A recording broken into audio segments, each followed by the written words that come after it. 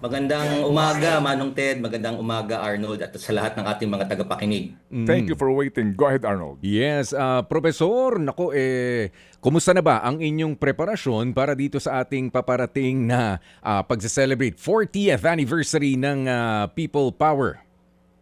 Sa kasalukuyan ay talagang tuloy na yung gagawin nating malaking pagkilos sa Feb 25. Kumbaga, third installment na nitong mga malakihang mobilisasyon mula pa noong September 21 noong nakaraang taon, nasundan noong November 30 at ngayong Feb 25, saktong-sakto para sa ika-apat na pung anibersaryo ng EDSA People Power. Babalik tayo muli sa lansangan, inaasahang libo-libo na pupunta doon sa EDSA Shrine, EDSA Ortigas, at lahat sana ay iniimbitahan namin na dumalo. Kung kayo ay tutol sa kurako, tutol sa korupsyon, talagang sawang-sawa na kayo rito, ay inaasahan namin kasama namin kayo para doon sa pagkilos na ito sa Feb 25.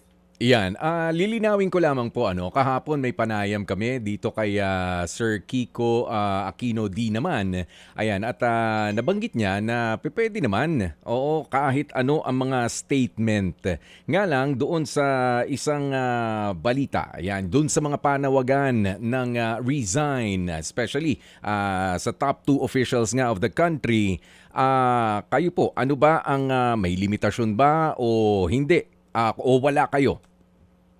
Doon kasi sa amin sa Kilusang Bayan kontra Kurakot, kung saan ang tama na ay isa doon sa mga initiators, naniniwala kami na hanggat maaari gawin nating pinakamalapad na hanay ng mga nananawagan kontra Kurakot. Nakikita naman namin at aminado naman kami na may mga ilang sektor, may mga ilang organisasyon, may mga individual na hindi pa kaya yung medyo kumbaga abanteng uri ng mga panawagan. Walang problema sa amin yun. Maaari silang dumalo, maaari silang sumama, maaari silang maging kahanay ng Kilusang Bayang kontra Kurakot. At yun naman ang nangyari doon sa mga nakaraang mobilisasyon sa Baha sa Luneta. Pero naniniwala rin kami na dapat rin bigyan ng espasyo yung mga sektor, organisasyon, individual na mas kumbaga malinaw na abante yung kanilang mga panawagan. So halimbawa, doon sa aming mga pahayag, binabanggit namin na dapat mula sa tuktok, lahat ng sangkot dapat managot. Sa makatuwid, hindi lang po pwedeng mga ilang pirasong senador na nakita natin, may isa na dating senador, ayan na, nahuli, parang nakukulangan pa kami. May mga iba sa amin nakukulangan, hindi pa ito sapat. Kung nakikita naman natin na yung top 2 officials ay talagang kitang-kita yung kanilang koneksyon sa korupsyon, hindi naman dapat pigilan yung sentimiento ng mga organisasyong ito na nagnanais ng mas mataas na antas ng panawagan ng pagpapanagot. Ayan, doon po sa punto na yan, napaplansya, may pag-uusap na po ba kayo ng makakasabay ninyong grupo dito sa lugar na pagdarausan nga nitong mga aktibidades na ito? Opo, may pag-uusap at katunayan isa yan sa mga pangunahing punto ng preparasyon sa hanay namin sa tama na at kasama ng iba pang mga initiating organizations ng KBKK, yung pagtulay doon sa iba pang mga organisasyon na bagit nga kanina, si Kiko D na nakausap ko na rin dati sa ilang mga okasyon, pagpatuloy yung gantong klasing mga usapin, yung gantong klasing mga dialogo. Hindi naman nagsasara ng pinto ang tama na, ang KBKK, para mag-usap-usap itong mga iba't ibang mga grupong ito dahil malinaw naman meron tayong isang panawagan at ito yung pagpapanagot sa korupsyon. So nagpapatuloy yan, bagamat hindi ko pa naman masasabi na meron ng konklusyon kung ito ay magiging positibo o negatibo, pero tuloy-tuloy yung pag-reach out namin dito sa mga iba pang mga organisasyong magdaraos rin ng kanilang mobilisasyon sa Feb 25. Mula po sa inyong mga grupo, nabanggit nyo nga sa EDSA Shrine ay definitely nandyan kayo at dito pa sa ibang lugar ng People Power. Meron din po ba na mga nagbabalak na protesta sa harap naman ng mga government buildings mismo, lalo na doon sa mga sinisingil? Sa pagkakalam ko po, sa mismong Feb 25 ay more or less talagang concentrated sa EDSA. Dahil nga ang tinitingnan natin dito ay isa itong paggunita sa naging malaking kontribusyon ng sambayan ng Pilipino sa kasaysayan ng mga social movement sa buong mundo. At ito nga yung EDSA People Power. Kaya more or less talagang doon yung sentro de gravidad. Siguro baka may mga ilang pagkilos sa lead up, doon sa build up papunta doon sa Feb 25. Pero more or less matitiyak natin na konsentrado ito doon sa EDSA Shrine, People Power Monument, yung EDSA Ortigas intersection na yan. Okay. Ito lang, Prof. Michael, pwede ba namin lang liwanagin, itong tama na, itong grupo ninyo, yan ba rin yung baha sa Luneta? Magkaiba po. Kasi kung iisipin natin yung tama na, kung titingnan lang natin, para lang malinaw, yung tama na po ay isang alyansa ng mga organisasyon at individual na nananawagan para sa good governance at anti-corruption.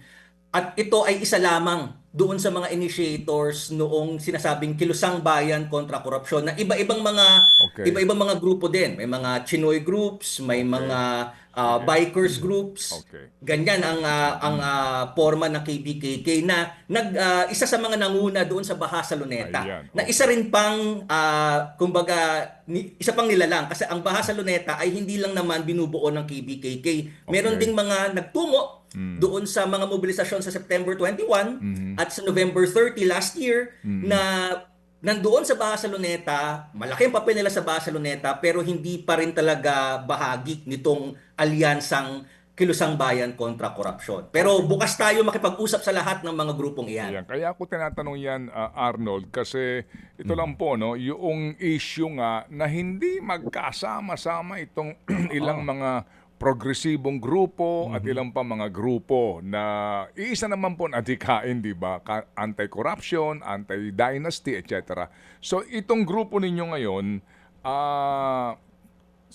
ang inyong mga kalahok dito, kasama ba ang progresibong grupo gaya ng Bayan, gaya ng grupo ng Gabriela, gaya ng ACT Teachers Party List, at ilang pang progresibong grupo? Kasama. Kasi ang KBKK ay binubuo nga nitong mga iba't ibang mga Okay. organisasyong ito. Sa mga nakalipas na mobilisasyon, malinaw naman na malaki yung partisipasyon ng mga progresibong grupo. Gaya ng mga nabanggit ko mo kanina, yung Alliance of Concerned Teachers, yung Okay. Gabriela, at iba pang mga organisasyong affiliated sa bagong alyansang Makabayan. So, Sige. malaki ang kanilang partisipasyon dito sa Feb 25. Pero Okay. ganun din, gusto ko ring linawin na hindi lang naman ito isang pagtitipon ng mga bayan-affiliated organizations dahil marami pang iba na mga organisasyon na nagbigay na ng kanilang konfirmasyon na sila ay dadalo. At ang KBKK ay binubuo rin ng iba pang mga organisasyon na hindi naman bayan o affiliated, gaya na nabanggit ko nga kanina, yung mga Chinese-Filipino groups, Okay. yung mga bikers organizations, meron pa nga mga organisasyon mula sa mga probinsya, gaya halimbawa ng SAPAC, na isang anti-corruption movement dito sa San Pablo, Okay. Laguna. Aha. At kitang-kita rito yung kumbaga heterogeneity, iba-ibang kulay talaga. Wala tayong problema sa iba-ibang kulay. Okay yan. Hindi tayo nagbibigay, nag-impose na ito lang dapat ang mangyaring pangalan o bandila. Ang mahalaga ay oo, iba-iba tayo pero nagkakasundo tayo sa iisang panawagan pagdating Amen. ng Feb 25. Salamat. Sige. So again, sa inyong grupo, saan ang inyong simula ng pagtitipon? Yung schedule, may marcha ba ito? Kasi meron din yung grupo nitong sila Kiko. D ay may binabanggit na magsisimula 7 a.m. mass. sa umaga, pero yung misa sa hapon pa, no, later in the day dito sa shrine, Oh, yeah. after nitong kanilang starting ng 1 p.m. na convergence sa People Power Monument. So kayo paano? Saan ang inyong simula at saan kayo magtatapos? Sa kasalukuyan, ang nakikita ay EDSA Shrine, malapit sa EDSA Shrine. Pero hindi pa naman ito final. May kailangan pang pag-uusap, halimbawa with the Quezon City LGU, tuloy-tuloy pa rin yung pag-uusap with the other groups, halimbawa nga yung mga nabanggit mong grupo kanina. Okay. So hindi pa ito talaga set in stone.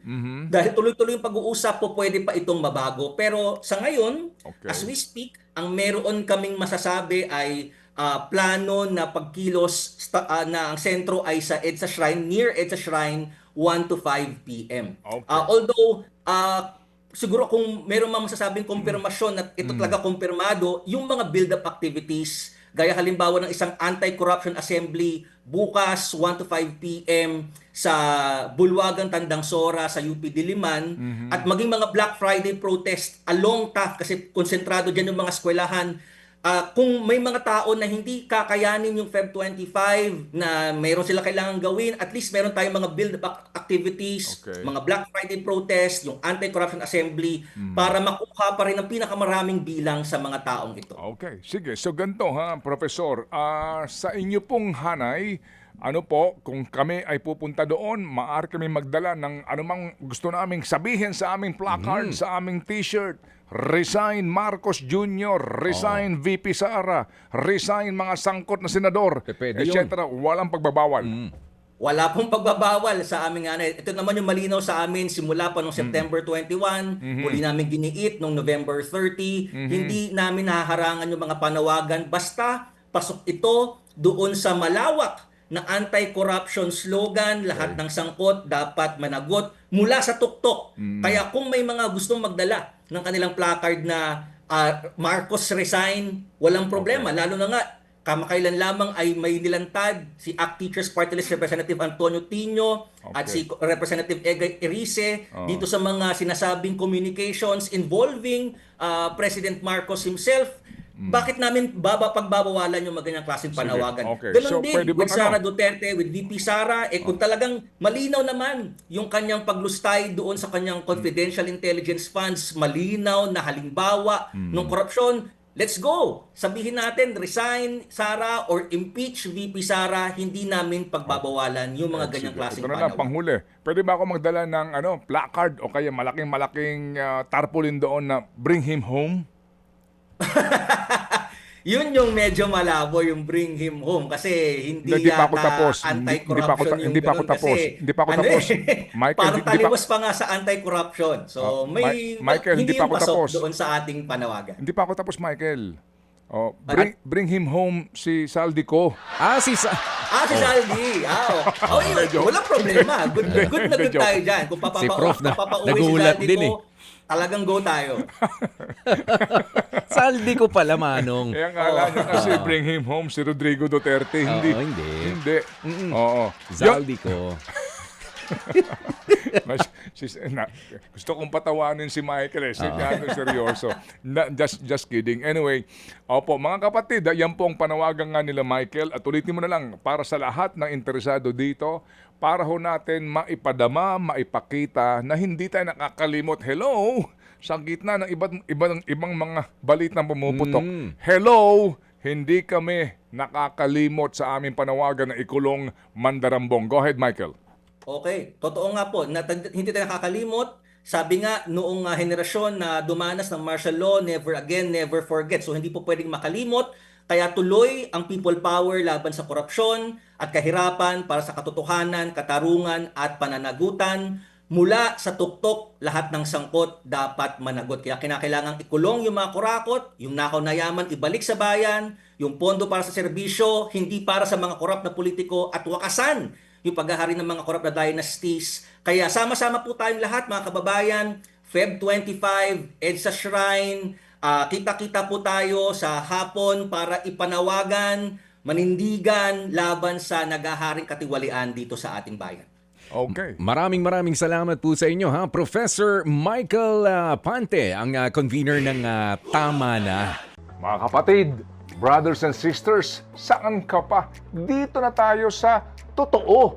Dito na tayo sa True FM. Mga kapatid, mag-subscribe and follow po kayo sa social media accounts ng True Network PH. Yan po kami, hanapin nyo lang True Network PH, Facebook, Instagram, YouTube, TikTok, and podcast. Mapa Apple or Spotify man yan, mahahanap nyo kami. Lahat ng mga napapanood at napapakinggan nyo po sa programa, nasa social media accounts namin yan. So paano mga kapatid? See you sa social media!